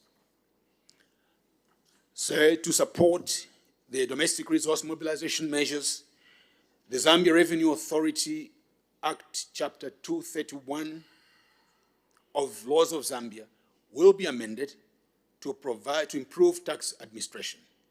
Further, the government will provide for the establishment of a fund that will improve and develop infrastructure at our borders to enhance trade facilitation and border processing efficiency. The government will put in place measures to manage container scanners in a sustainable manner in order to efficiently and effectively fight smuggling, among other vices. Mr. Speaker, government will conduct a thorough review of all existing tax incentives to make them more effective in reinvigorating economic activity. Debt management policy. Mr. Speaker, government remains committed to restoring public debt sustainability and has embarked on a number of initiatives to achieve this objective. These include cancellation, postponement, and rescoping of projects. Further, construction of new commercial external debt has been stopped. So far, $1.1 billion pipeline loans have been cancelled, and $280 million have been saved from the rescoping of projects. Further, government will, with the help of international financial and legal advisors, devise a liability management strategy aimed at putting our public debt on a sustainable trajectory. Mr. Speaker, government has taken steps to benefit from the G20 Debt Service Suspension Initiative. In this regard, a memorandum of understanding has been entered into with the Paris Club creditors. In addition, negotiations with the G20 members are ongoing. This initiative is expected to provide debt service relief during the suspension period, which currently runs from May to December 2020. Government has also made similar debt service suspension requests to all external commercial creditors, including international capital market investors. Mr. Speaker, the strategy on domestic debt will be to A, alter the domestic debt portfolio from shorter to longer-term instruments, B, reduce domestic arrears, and C, broaden investor participation in the government securities market. Mr. Speaker, government remains committed to enhancing efficiency, price discovery, and transparency in the secondary market for government bonds. I am therefore pleased to report to this August House that the Bank of Zambia launched the e-bond electronic trading platform in August this year. This allows for the trading of government bonds electronically, initially between banks. The trading of bonds in this platform will be rolled out to other investors in 2021. Public procurement reforms. Mr. Speaker, government remains committed to promoting good financial governance, value for money, and participation of local suppliers. To this effect, government has presented before this August House the Public Procurement Bill to repeal and replace the Public Procurement Act number 12 of 2008. The bill will, among others, give priority to citizens to participate in the supply of goods and services, introduce price benchmarking, penalize fronting and selling of contracts, improve contract management, make it mandatory to use the electronic procurement system, and penalize offenders. Energy sector reforms. Mr. Speaker, to enhance efficiency and attract investment in the energy sector, government is implementing key structural reforms. In the electricity subsector, government has this year issued a commencement order for the Electricity Act number 11 of 2019, which regulates generation, transmission, distribution, and the supply of electricity so as to enhance the security and reliability of supply of electricity. The implementation of further reforms will be informed by the results of the cost of service study. These include comprehensive review of the electricity supply chain and the renegotiation of tariffs with independent power producers. Mr. Speaker, with regard to the petroleum sub-sector, government policy is that fuel pricing should be cost-reflective through periodic reviews of pump prices. Government will prioritize getting value for money in the procurement of petroleum products for the benefit of consumers. Monetary and financial sector policies. Mr. Speaker, government is mindful of the adverse effects of the current high inflation rate on our citizens, particularly the most vulnerable. In the recent past, food inflation has been a key driver of inflation. In this regard, improved food supply following the policies we have implemented to improve agricultural production, will help reduce the current high level of inflation towards the medium-term target of 6 to 8%. Sir, the health of the financial sector is key to economic stability and growth. The Bank of Zambia will continue to pursue regulatory policies that strengthen the resilience of the financial sector in the wake of the COVID-19 pandemic. In this regard, the Bank of Zambia has adopted financial stability and financial inclusion as two focus areas in its 2020 to 2023 strategic plan. Mr. Speaker, to strengthen the resilience of the financial sector, the Bank of Zambia introduced the targeted medium-term refinancing facility with an initial amount of 10 billion kwacha. The facility allows financial service providers under the supervision of the Bank of Zambia to access funds at relatively low interest rates, currently at 8%, for on-lending to businesses and households. The facility is being reviewed and adjusted to address identified implementation challenges so that it achieves the intended objectives.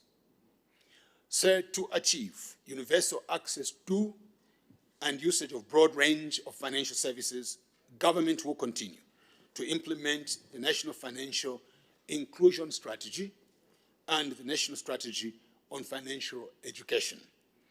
Increased use of digital financial services is a critical component of the measures being implemented to address the COVID-19 pandemic. External sector policies. Mr. Speaker, government will maintain a flexible and competitive exchange rate regime. In this regard, the government will continue to pursue measures that support relative stability of the exchange rate, such as the diversification of exports, attraction of foreign direct investment, import substitution, and securing balance of payment support. Further measures will be undertaken to improve domestic production capacity and local value addition. Public investment management reforms. Mr. Speaker, I wish to report that the Public Investment Board is now operational. Ministries, provinces, and other spending agencies are now mandated to submit their public investment proposals to the board for approval prior to inclusion in the budget. This will entail that only public investment projects that help achieve developmental objectives and are viable are included in the budget for implementation. National Development Plan. Mr. Speaker, the 7th National Development Plan comes to an end in 2021. In this regard, government has commenced the preparation of the 8th National Development Plan covering the period 2022 to 2026. This plan will provide a clear development agenda towards the attainment of the National Vision 2030. Let me urge all citizens and stakeholders to actively participate in the preparation of the plan in line with the national planning and budgeting policy. Census of population and housing. Mr. Speaker, the preparation of the 2020 Census of Population and Housing encountered a number of challenges, including the outbreak of the COVID-19 pandemic. As a result, the census will now be conducted in 2021. Let me urge the citizens and all stakeholders to cooperate and actively participate in this very important exercise. Part 3, the 2021 budget.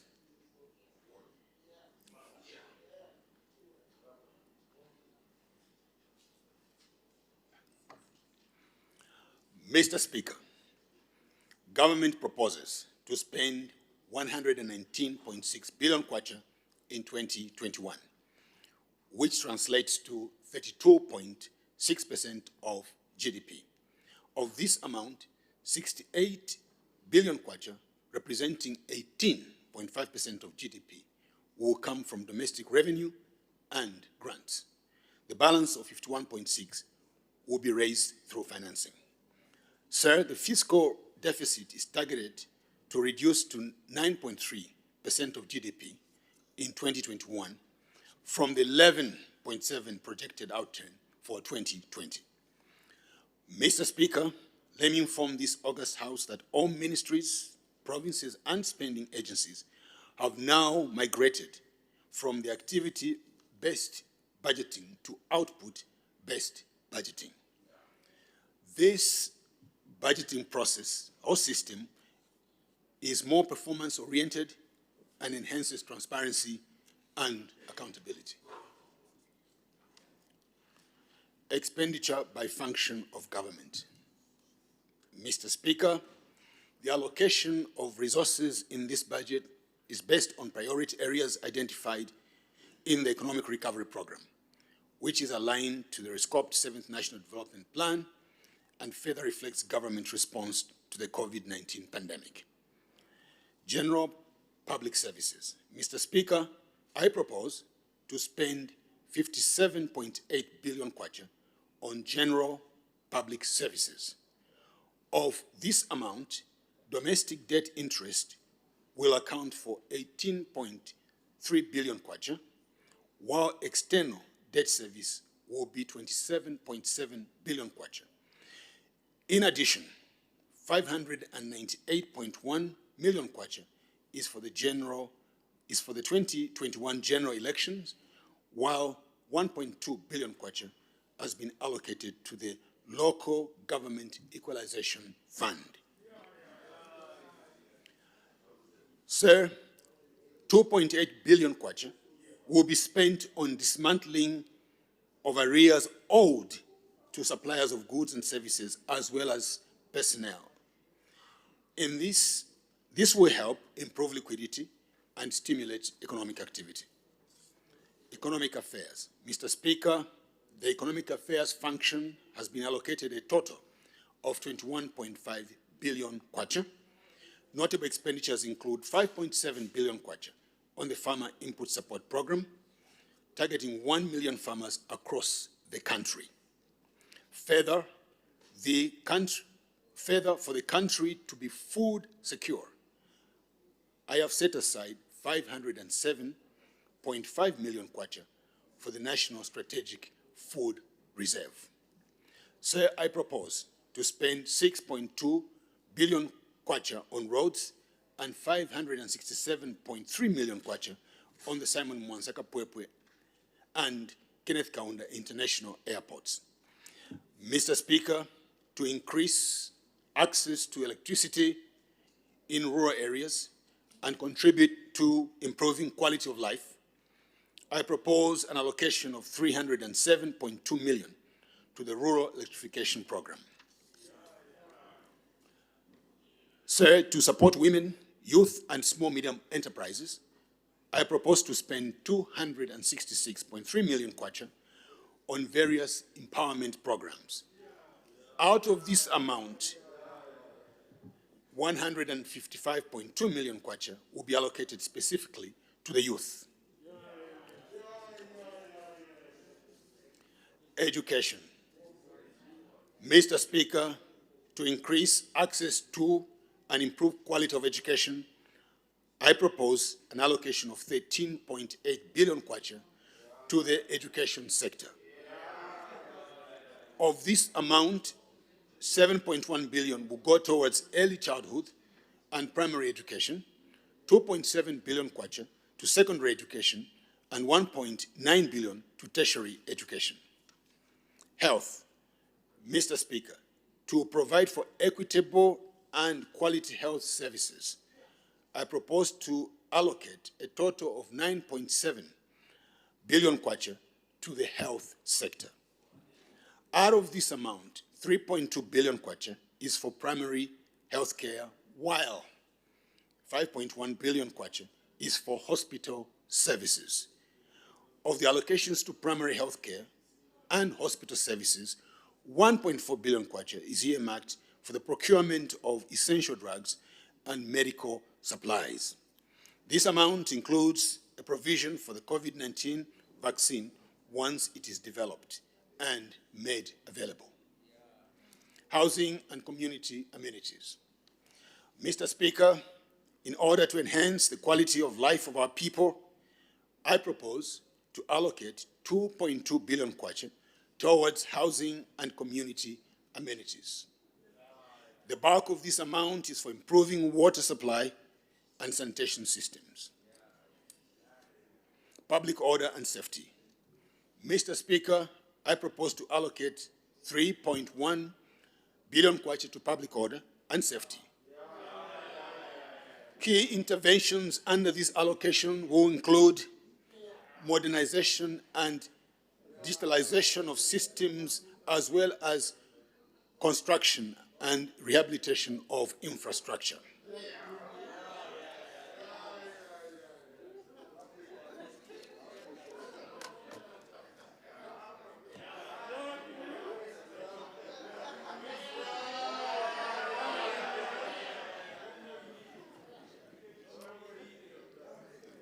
Social protection. Mr. Speaker, to mitigate the impact of COVID-19 and further enhance social protection, I propose to allocate 4.8 billion kwacha to this function. Out of this amount, 2.3 billion kwacha is for the social cash transfer, which is more than the 1 billion kwacha allocated in the 2020 budget. Further, I propose to increase the allocation of the Food Security Pack program to 1.1 billion from 100 million. Other allocations under this function include 1.1 billion to the Public Service Pension Fund. Other functions. Mr. Speaker, I propose an allocation of 6.7 billion kwacha on other functions of government, such as defense, environmental protection, as well as recreation, culture, and religion. Revenue, estimates, and financing. Mr. Speaker, I expect to raise a total of 119.6 billion kwacha to finance this budget. Out of this amount, 53.3 billion kwacha will be raised from taxes, while 12.7 billion will be from non-tax revenues. In addition, 2 billion will be grants from our cooperating partners. The balance of the total amount will be financed through borrowing, 17.4 billion from the domestic market, and 34.2 billion will be from external sources. Direct taxes. Mr. Speaker, to increase disposable income of employees, I propose to raise the exempt threshold for pay-as-you-earn to 4,000 kwacha from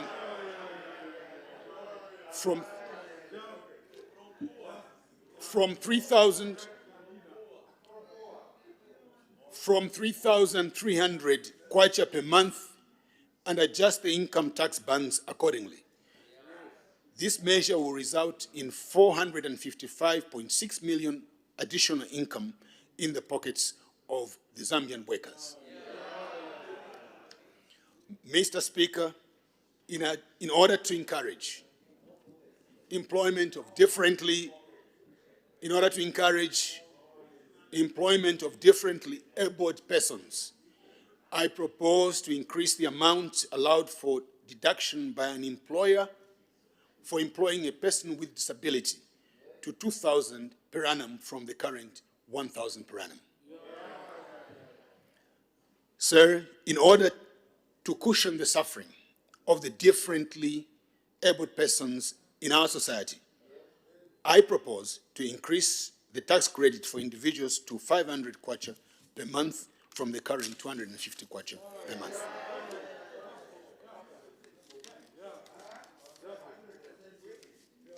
Mr. Speaker,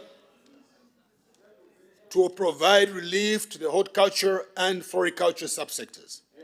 I propose to increase the number of years for claiming the 10% development allowance to 5 years from the existing 3 years. This allowance is applicable to persons growing rose, flowers, tea, coffee, banana plant, or citrus fruit trees, or other similar plants or trees. Mr. Speaker, to harmonize the presumptive tax structure for the gaming and betting industry, I propose to increase the tax rate on betting to 25% from 10% of gross takings. This measure will generate an extra 59.3 million kwacha. Value-added tax.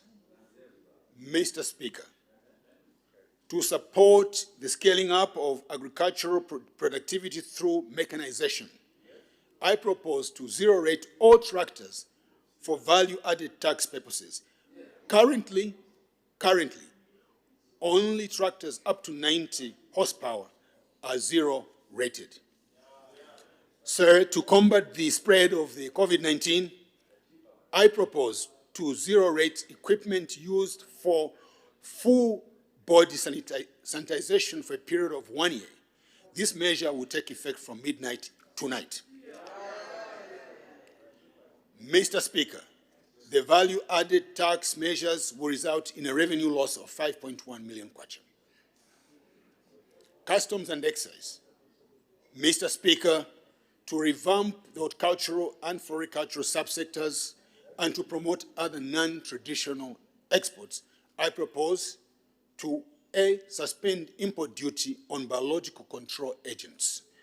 B, remove import duty on greenhouse plastics. C, reduce import duty to 15% from 25% on selected bulb plants and seedlings. D, reduce import duty on secateurs and pruners to 5% from the current 15% and 25% respectively. E, remove import duty on selected agricultural clippers, and F, remove export duty on crocodile skin. Mr. Speaker, to stimulate economic activity in other sectors, I propose the following measures. Remove import duty on copper, ore, and concentrates to encourage local processing. Suspend import duty on importation of refrigerated trucks to support domestic and export markets. Reduce import duty to 5% from 25% on selected trimmings to promote local garments and textile industry. And D, lower import duty to 15% from 30% on electric motor vehicles to reduce the use of fossil fuels. Sir, to support local production, build resilience, and mitigate the revenue loss arising from the aforementioned measures, I propose the following. A, increase import duty to 40% from 25% on agro products such as beef, beef processed products, pork and pork processed products, chicken and chicken processed products, as well as fish imported from outside the SADC and COMESA regions. B, introduce excise duty at the rate of 1 kwacha 50 ngwe per liter on reconstituted milk. C, harmonize import duty rate. D, adjust the specific excise duty rate on cigarettes to 302 kwacha per mille from 265 kwacha per mille. E, introduce a surtax at the rate of 20% on imported and denatured ethyl alcohol of an alcoholic volume strength of 80% or higher. F, introduce excise duty on plastic bags, flat plastic bags, at the rate of 30%.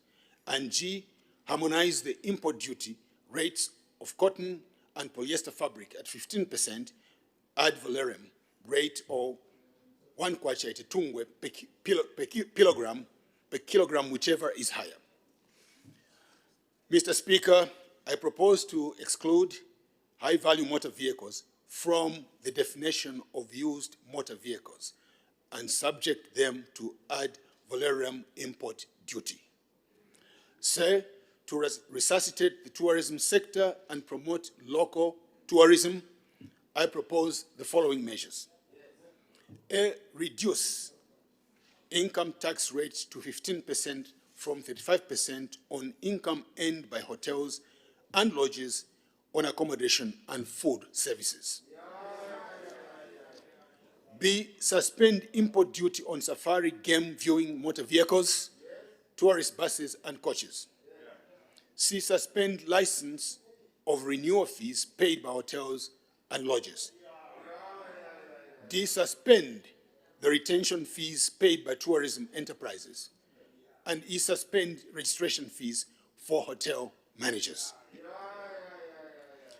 Mr. Speaker, I propose further tax incentives as follows. Introduce a local content allowance for income tax purposes for utilization of selected local raw materials to encourage local content and value addition. B, reduce the investment threshold for a Zambian citizen to qualify for tax incentives under the Zambia Development Agency Act number 11 of 2006 to $100,000 from the current $500,000. For those intending to operate in a priority sector, a multi-facility economic zone or industrial park. Sir, the measures I have announced are in addition to the existing incentives and those granted in response to COVID-19 earlier this year. Housekeeping measures. Mr. Speaker, I propose to amend the Income Tax Act, Customs and Excise Act, Property Transfer Act, Value Added Act, Zambia Revenue Authority Act, and the Zambia Development Agency Act, so as to update, strengthen, and remove ambiguities in certain provisions of the tax laws and make law administration more effective. The details of the proposed changes will be contained in respective legislation that I will later introduce in the House. Non-tax revenue measures.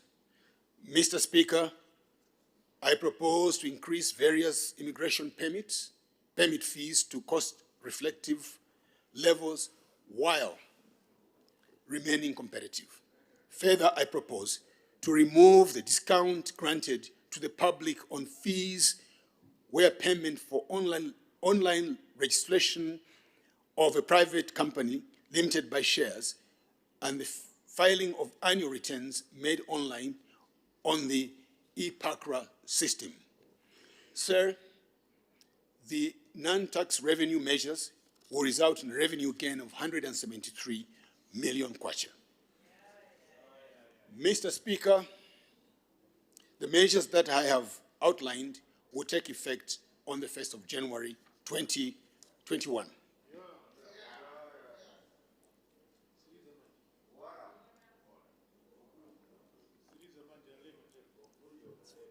Conclusion.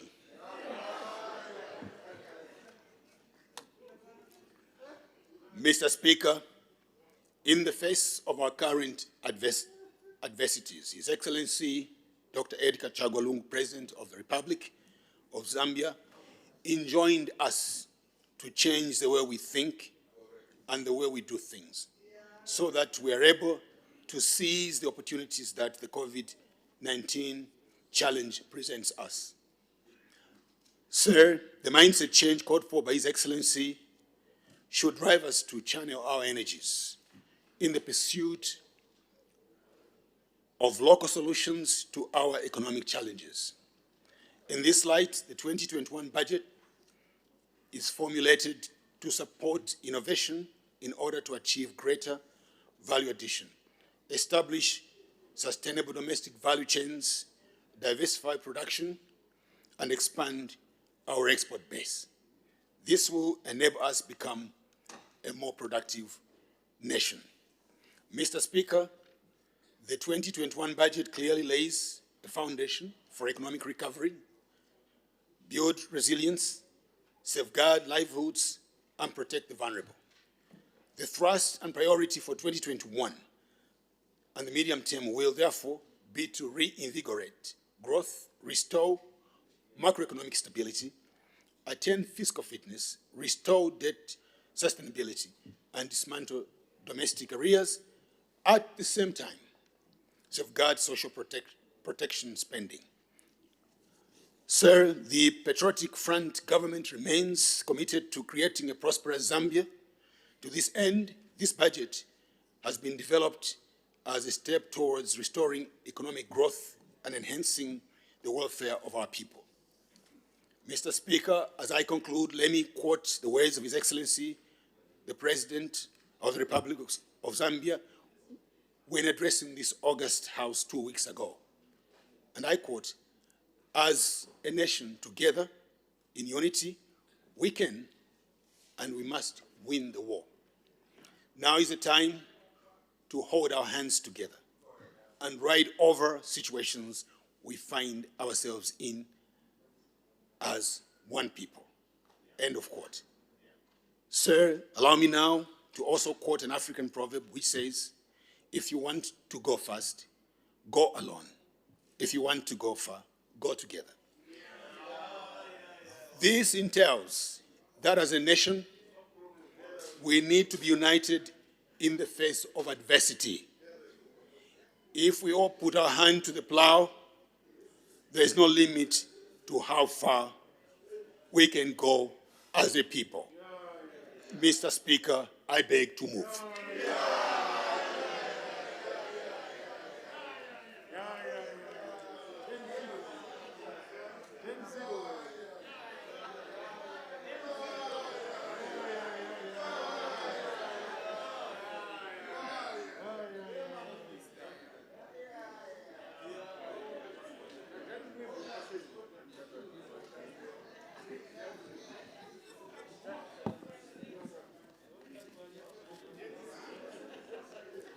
The question is that the House do now resolve into Committee of Supply on the estimates of revenue and expenditure for the year 1st January 2021 to 31st December 2021, presented to the National Assembly in September 2020. Any further debate? Honorable Member for Kasenengwa.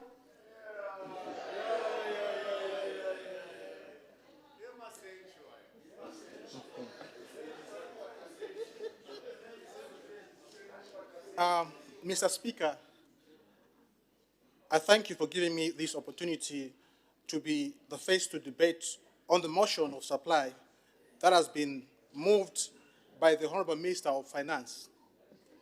Sir, firstly, allow me to congratulate the Minister of Finance for the able manner in which he has presented the 2021 national budgets.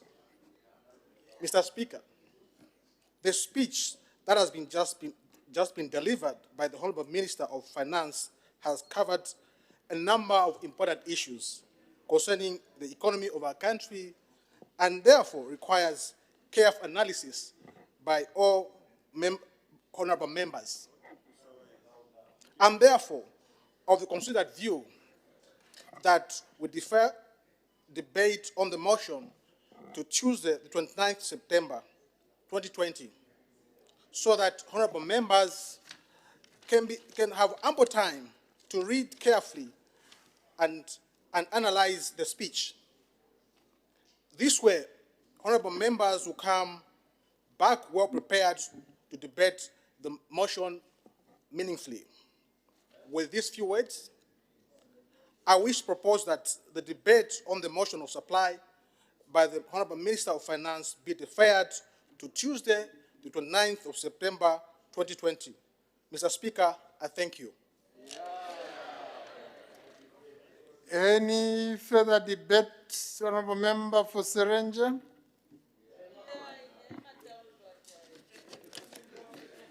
Mr. Speaker, I thank you for according me this opportunity to support the proposal by the Honourable Member for Kasenengwa Parliamentary Constituency that the debate on the motion of supply moved by the Honourable Minister of Finance be deferred to Tuesday, 29th September 2020. Honourable members will agree with me that the issues contained in the budget speech have an impact on the lives of the people that we are privileged to represent in this House. And therefore, we require sufficient time to study the speech. Sir, for this reason, I agree with my honourable colleague that more time be given to honourable members to carefully study and analyze the speech which has just been presented so that we can engage meaningfully next Tuesday. I thank you, Mr. Speaker. I hear no objection to the proposal. The proposal is agreed to. The debate on the motion is adjourned until Tuesday, 29th September 2020. Honour the Vice President.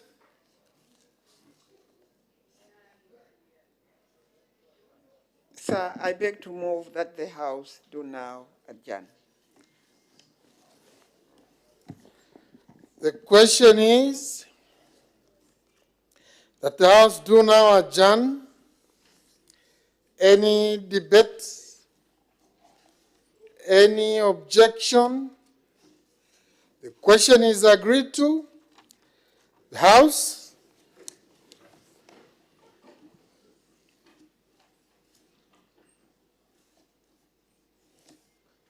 is now adjourned.